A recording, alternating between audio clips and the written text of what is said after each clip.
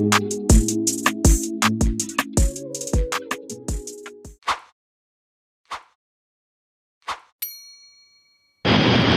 saya akan menjelaskan apa itu definisi proyek. Definisi proyek adalah aktivitas atau kegiatan yang direncanakan dan diselesaikan dalam waktu yang ditentukan dan menjalani dialokasikan biaya. Ciri sebuah proyek dilihat dari pertama itu memiliki tujuan khusus, produk akhir atau hasil kerja akhir. Yang kedua itu jumlah biaya, sasaran, dasar, serta kriteria mutu dalam proses mencapai tujuan. Yang ketiga itu bersifat sementara, yang artinya umum dibatasi oleh selesainya tugas, di mana titik awal dan akhir ditentukan dengan jelas. Yang keempat itu ada non-rutin, tidak berulang-ulang, non-rutin atau tidak berulang-ulang, jenis dan kegiatan juga sepanjang proyek berlangsung.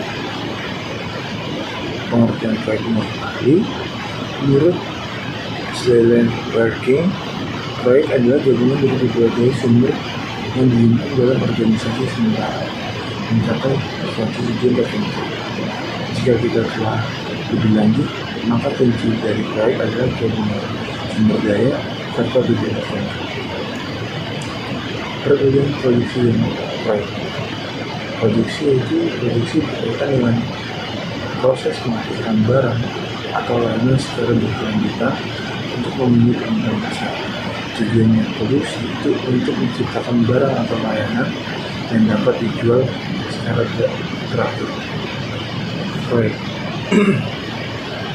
merupakan usaha terbatas dengan tujuan spesifikasi atau batasan waktu untuk mencapai hasil tertentu. Proyek memiliki awal dan akhir yang jelas serta sumber daya yang dialokasikan untuk mencapai tujuan tersebut. Definisi program.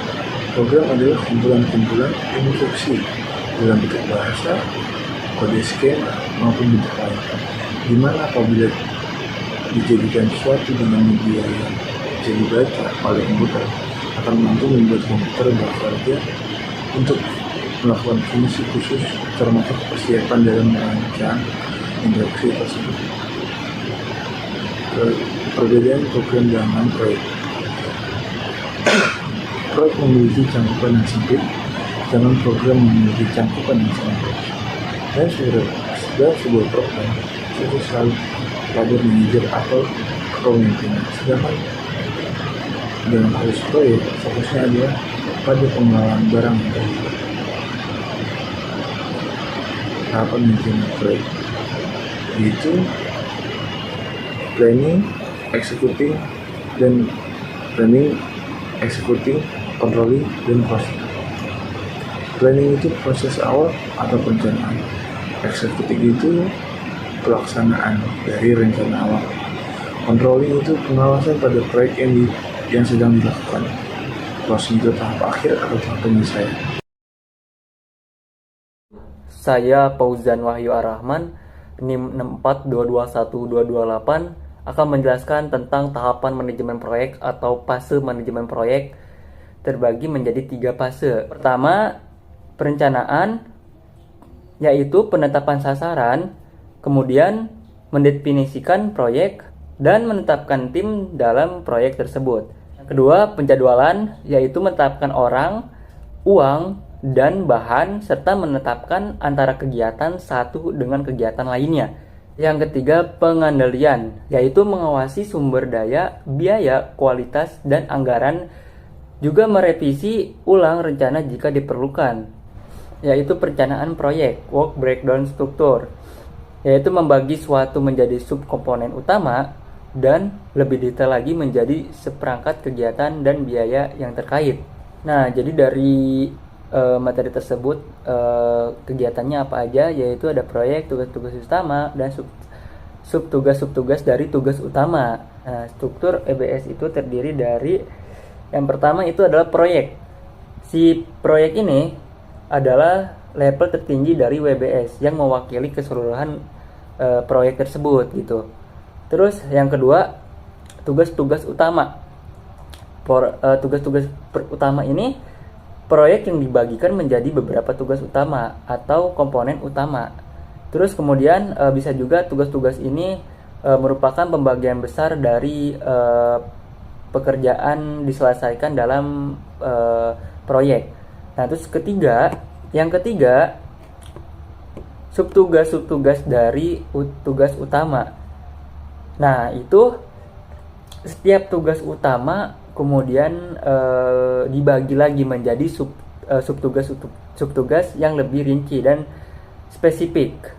Bisa juga subtugas ini memberikan rincian lebih lanjut tentang pekerjaan yang harus dilakukan dalam setiap tugas utama. Bisa juga subtugas ini memberikan rincian yang lebih lanjut tentang pekerjaan yang harus dilakukan dalam setiap tugas utamanya itu, yaitu proyek tadi. Nah, terus yang keempat, aktivitas yang harus diselesaikan. Nah, maksudnya ini adalah level yang paling bawah dari si WBS ini yang mewakili aktivitas atau tugas-tugas terperinci yang harus diselesaikan. Nah, terus bisa juga aktivitas-aktivitas ini biasanya merupakan paket-paket pekerjaan yang dapat dijadwalkan. Nah, jadi struktur ini memungkinkan proyek untuk dipecah menjadi komponen-komponen yang lebih kecil dan lebih terkelola. Semakin bawah dalam WBS, semakin rinci dan spesifik penjelasan tentang pekerjaan yang harus dilakukan. Perkenalkan, nama saya Kusmawan Syah, NIM 64221485. Di sini saya akan menjelaskan tentang penjadwalan proyek. Ya, di sini sudah ada diagram perencanaan yang digunakan untuk penjadwalan sumber daya dan alokasi waktu. Gantt chart digunakan untuk memastikan bahwa di sini ada 4 poin. 1. Semua kegiatan telah direncanakan. Ialah setiap baris mewakili satu aktivitas atau tugas dalam proyek. Dengan demikian, seluruh aktivitas yang dibutuhkan untuk menyelesaikan proyek harus dimasukkan ke dalam Gantt chart. Ini memaksa manajer proyek untuk merencanakan dan mendaftar semua aktivitas yang diperlukan sejak awal. Untuk yang kedua, urutan kinerja telah diperhitungkan. Menunjukkan aktivitas-aktivitas tersebut dalam urutan kronologis dari kiri ke kanan. Selain itu, menampilkan hubungan ketergantungan antara aktivitas. Misalnya, aktivitas B tidak bisa dimulai sebelum aktivitas A selesai. Dengan demikian, urutan logis pelaksanaan aktivitas diperhitungkan dengan baik. Yang ketiga adalah perkiraan waktu kegiatan telah dicatat setiap baris aktivitas. Yang dimaksud adalah memiliki batang yang menggambarkan durasi atau perkiraan waktu yang dibutuhkan untuk menyelesaikan aktivitas tersebut. Jadi, waktu yang dibutuhkan untuk setiap aktivitas secara eksplisit tercatat dan tervisualisasi. Untuk yang terakhir atau yang keempat, keseluruhan waktu proyek telah dibuat dengan cara adalah dengan memasukkan semua aktivitas beserta durasinya ke dalam Gantt chart. Kita dapat melihat jalur kritis dan waktu penyelesaian proyek secara keseluruhan. Batas waktu akhir proyek ditentukan oleh aktivitas yang berbeda di jalur kritis yang tidak bisa dimajukan atau dimundurkan waktunya. Warahmatullahi wabarakatuh. Perkenalkan, saya Ahmad Fauzi, NIM 64221915. Di sini saya akan melanjutkan presentasi dari teman-teman saya dalam mata kuliah MBO atau Manajemen Bisnis Operasional. Dalam poin yang saya akan jabarkan yaitu pengendalian proyek. Fase pengendalian proyek yang pertama yang harus kita ketahui sebelum kita masuk adalah kita harus mengetahui bahwasannya fungsi manajemen yaitu POC, Planning, Organizing, Executing, dan Controlling. Nah, di sini peran manajemen sangat berpengaruh dalam pengendalian proyek maupun pengerjaan sebuah proyek ya. Poin yang pertama pengendalian proyek yaitu kita harus membuat tim schedule atau kita harus membagi tim-tim yang akan bekerja pada waktu tertentu dan pada biaya tertentu yang akan dikeluarkan, kemudian pada jumlah anggota pekerja tertentu. Contoh pada tabel yang ada di belakang saya ini, yang tabel yang pertama yaitu pekerja pondasi. Nah, kita bisa melihat bobotnya berapa, minggu keberapa akan dikerjakan. Yang kedua, pekerja beton atau dinding. Nah, kita juga bisa melihat berapa bobotnya, minggu keberapa akan dikerjakan dan akan selesai pada minggu keberapa juga. Kemudian selanjutnya yang ketiga, pekerja coupling atau kap atau atap. Yang selanjutnya yang keempat, pekerja loteng. Yang kelima, pekerja plasteran. Yang keenam, pekerja lantai. Yang ketujuh, pekerja pintu atau jendela. Yang kedelapan, pekerja pengecetan. Yang sembilan, pekerja perlengkapan. Nah, di sini kita bisa menghitung jumlah bobot rencana yang akan kita pakai, kumulatif bobot rencana, jumlah bobot realisasi, kuantitatif, kumulatif bobot realisasi dan selisih. Nah, di sini juga sebelahnya kita bisa melihat bahwasanya semakin lama pekerjaan yang kita lakukan akan semakin memakan biaya yang begitu banyak ya. Kita bisa lihat tabel sebelumnya. Sebelah kiri ada biaya, kemudian sebelah yang bawah itu ada waktu. Semakin lama waktu yang kita bekerja, maka akan memakan biaya semakin banyak. Kemudian selanjutnya metode pengendalian proyek. Di sini ada dua metode pengendalian proyek, yaitu yang pertama program evaluation and review teknik atau PERT, teknik manajemen proyek yang menggunakan 3 perkiraan waktu untuk tiap manajemen. Contohnya apa? 3 perkiraan waktu ini bisa kita sebut sebagai yang pertama yaitu waktu optimis. Kemudian yang kedua bisa kita sebut dengan waktu pesimis. Yang ketiga bisa kita sebut sebagai waktu realistis.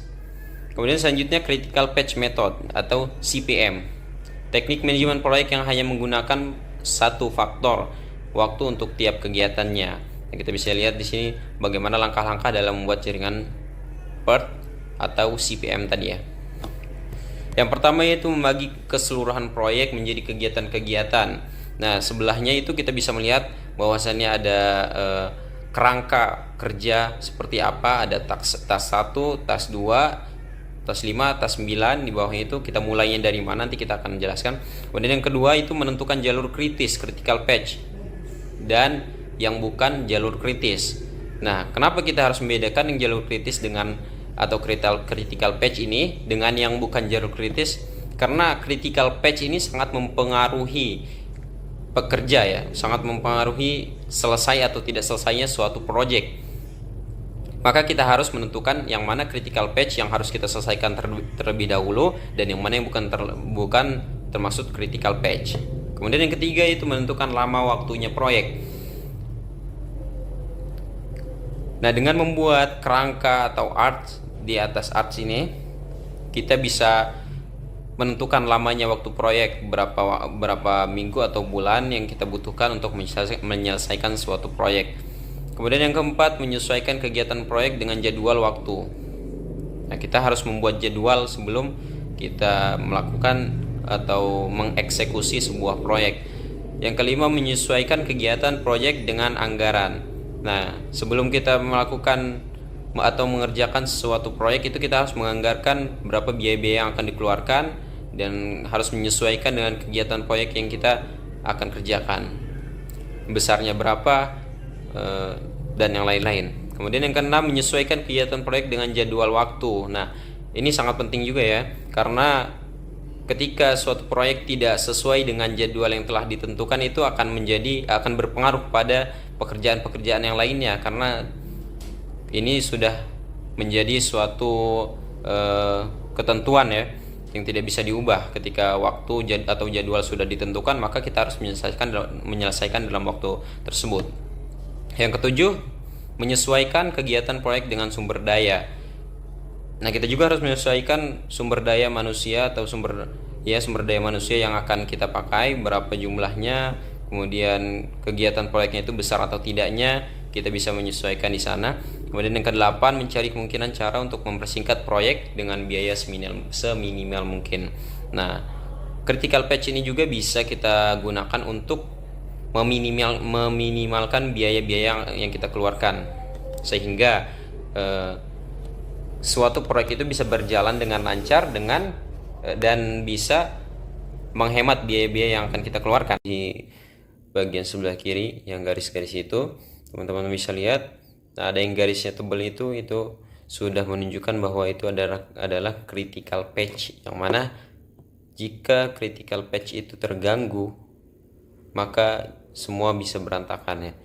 Jadi critical patch ini sangat penting untuk dilaksanakan sesuai dengan yang telah dijadwalkan. Contoh task 1 kegiatan A, kemudian task 5 kegiatan B. Kegiatan B itu tidak bisa dimulai sebelum kegiatan A selesai. Begitu pula kegiatan D, kegiatan itu tidak bisa dimulai sebelum kegiatan B selesai. Nah, selanjutnya kegiatan C bagian bawah task 9 tidak akan bisa dimulai sebelum kegiatan D selesai. Kita bisa melihat dengan durasi-durasinya. Begitupun selanjutnya. Task 1 itu dengan durasi 4, maka kita akan menuliskan earliest time completion time-nya itu 4. Kemudian task 5 atau notnya B itu kita bisa dari 0 ditambah 6 itu dia 6, kemudian 6 ditambah durasinya 2, B ke D, maka earliest completion-nya itu 8. Dari D ke C itu tidak ada durasi, maka dia 8. Kemudian dari D ke E itu 5, 8 ditambah 5 sama dengan 13. Earliest completion time-nya kita tulis 13. Dari E ke C itu 13 juga. Kemudian dari C ke N, ke yang terakhir, itu 6, berarti 13 ditambah 6 sama dengan 19.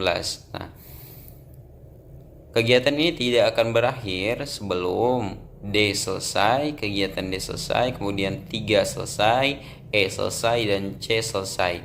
Nah, untuk melihat latest completion time-nya, maka kita cari angka terkecil, 19 dikurang 6 sama dengan 13. Begitupun E kita tuliskan 13, earliest completion time-nya. Kemudian 13 dikurang 5 dari E ke D itu sama dengan 8. 8 dikurang 2 dari D ke B sama dengan earliest completion-nya 6. Nah, dari B ke A itu sama dengan earliest completion-nya yaitu 6. Begitupun dari C task 6 ke task 9 itu 13 dikurang 4 sama dengan 9. Nah, selanjutnya itu network project approach. Ada dua cara menyusun network planning. Yang pertama, activity on node atau AON, aktivitas proyek yang digambarkan dalam lingkaran. Kemudian yang kedua, aktivitas on row atau AOA, aktivitas proyek yang dilambangkan dengan anak panah. Nah, kita bisa lihat bagian sebelah kanannya itu ada anak panah. Sedang kalau aktivitas on node atau AON itu aktivitasnya dituliskan dalam node, contoh dalam lingkaran. Aktivitas A dituliskan dalam lingkaran, aktivitas B dituliskan dalam lingkaran, kemudian aktivitas C juga dituliskan dalam lingkaran. Nah, cara membacanya, aktivitas C tidak akan bisa dimulai sebelum aktivitas A dan B itu selesai.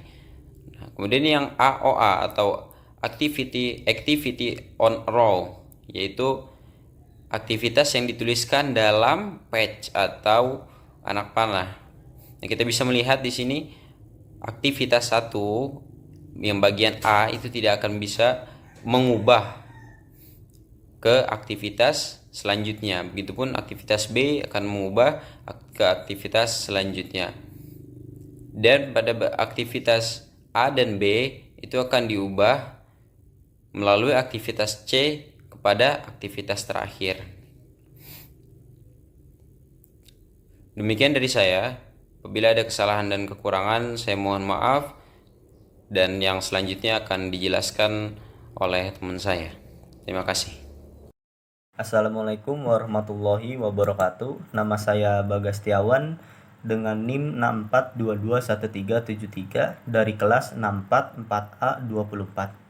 Jadi di sini saya akan membahas materi jalur kritis dan manfaat jalur kritis dari slide pertemuan ketiga tentang manajemen proyek.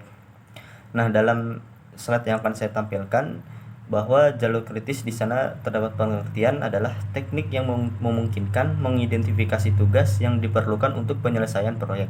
Dalam pengertian lain, jalur kritis adalah rangkaian aktivitas-aktivitas panjang yang harus diselesaikan tepat waktu agar proyek selesai. Penundaan dalam tugas kritis akan menunda bagian lain dalam proyek. Nah, dalam pengertian tersebut bisa disederhanakan lagi bahwa sebetulnya jalur kritis adalah suatu metode manajemen proyek yang dipakai supaya pengerjaan itu cepat selesai atau terjadwal gitulah.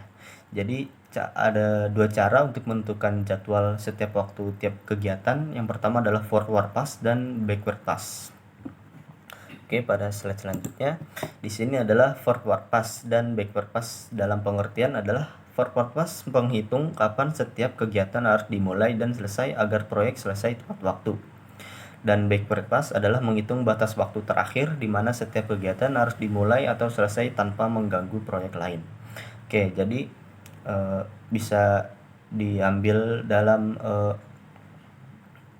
kita berikan contoh gitu ya, bahwa forward pass ini misalkan dalam kita membangun suatu rumah gitu. Dalam membangun suatu rumah itu ada 3 tahapan. Yang pertama adalah persiapan tanah, konstruksi, dan penyelesaian. Semisal dalam persiapan tanah kita akan melakukan pembangunan menggali pondasi dan pemasangan pipa yang membutuhkan waktu sekitar 5 hari untuk menggali pondasi dan memasang pipa selama 3 hari. Begitupun pada tahap konstruksi ada yang namanya pembangunan struktur gitu yang memakan waktu 10 hari serta pemasangan atap yang memakan waktu 5 hari. Dan pada tahap penyelesaian ada pengecatan yang membutuhkan waktu 7 hari dan pemasangan lantai 4 hari. Jadi fungsi forward pass ini adalah untuk menghitung berapa lama tugas itu akan selesai dan akan dimulai gitu. Jadi kayak waktu-waktunya yang akan dipakai untuk mengerjakan suatu proyek tersebut. Semisal pada tadi persiapan tanah, menggali pondasi itu kan membutuhkan 5 hari. Nah, dalam pengerjaan itu jangan sampai untuk menggali pondasi itu melebihi dari waktu yang ditentukan, yaitu 5 hari. Jika lebih dari waktu 5 hari, maka akan mengganggu tahapan pada pemasangan pipa dan tahapan dalam konstruksi dan penyelesaian. Jadi semisal yang tadinya dalam waktu tersebut kita bisa seharusnya memakai waktu 20 hari, karena kita mengalami keterlambatan, jadi waktunya menjadi terlalu panjang sehingga mengakibatkan waktu itu yang seharusnya 20 hari menjadi naik misalnya 23 hari begitu. Adapun backward pass itu menghitung batas waktu terakhir di mana setiap kegiatan harus dimulai atau selesai tanpa mengganggu proyek lain. Maksudnya adalah backward pass itu dari 3 tahapan seperti persiapan tanah, konstruksi, dan penyelesaian. Itu waktu yang paling singkat dalam memasang tahapan itu adalah bagian dari persiapan tanah, yang dimana waktunya itu lebih sedikit, yaitu hanya memakan waktu sebanyak 8 hari. Jadi backward pass itu melihat waktu-waktu singkat yang sebaiknya harus dilakukan. Dan backward pass ini sifatnya penting karena ini backward pass itu bisa dibilang tahapan awal dalam membangun atau membuat suatu proyek begitu. Oke, jadi selanjutnya ada manfaat jalur kritis. Jadi Manfaat jalur kritis itu adalah menentukan lama pekerjaan seluruh proyek, menentukan aktivitas-aktivitas mana saja yang harus dikontrol secara ketat, dan yang terakhir adalah untuk mempercepat waktu proyek. Sekian penjelasan yang saya berikan. Selanjutnya akan dilanjutkan oleh teman saya. Perkenalkan, nama saya Riksa Derajat Satya, NIM 6422133. Di sini saya akan menjelaskan tentang 3 perkiraan waktu per atau program evaluation review teknik adalah konsep yang digunakan dalam manajemen proyek untuk membantu menghitung waktu yang dibutuhkan untuk menyelesaikan suatu kegiatan. Konsep ini terdiri dari 3 jenis. Yang pertama ada waktu optimis, waktu pesimis, dan waktu realistis. Yang pertama itu waktu optimis atau optimistic time adalah waktu terbaik atau paling cepat yang bisa dicapai dalam menyelesaikan sebuah kegiatan dalam jaringan per. Yang kedua, waktu pesimis atau pessimistic time adalah waktu terburuk atau paling lambat yang mungkin diperlukan untuk menyelesaikan suatu kegiatan dalam jaringan per. Yang ketiga yaitu waktu realistis atau most likely time adalah estimasi dari waktu yang paling mungkin dibutuhkan untuk menyelesaikan suatu kegiatan dalam jaringan per. Yang selanjutnya, waktu normal dalam pengerjaan proyek mengasumsikan bahwa waktu penyelesaian suatu aktivitas dalam proyek memiliki pola distribusi, kemungkinan dan sifatnya continuous atau berkesinambungan. Dalam hal ini, nilai harapan atau expected value dapat dihitung dengan menggunakan rumus T sama dengan A tambah 4M tambah B bagi 6 dengan standar deviasinya yang dinyatakan sebagai 2 sama dengan B kurangi A bagi 6 yang dinyatakan bahwa A untuk waktu optimis, B waktu pesimis, dan M untuk waktu realistis. Sehingga jika kita ingin mengetahui perkiraan lama pengerjaan dari sebuah aktivitas dalam proyek, kita bisa menggunakan formula tersebut dengan memasukkan nilai-nilai A, B, dan M. Mungkin sekian yang bisa saya sampaikan, mohon maaf bila ada kekurangan.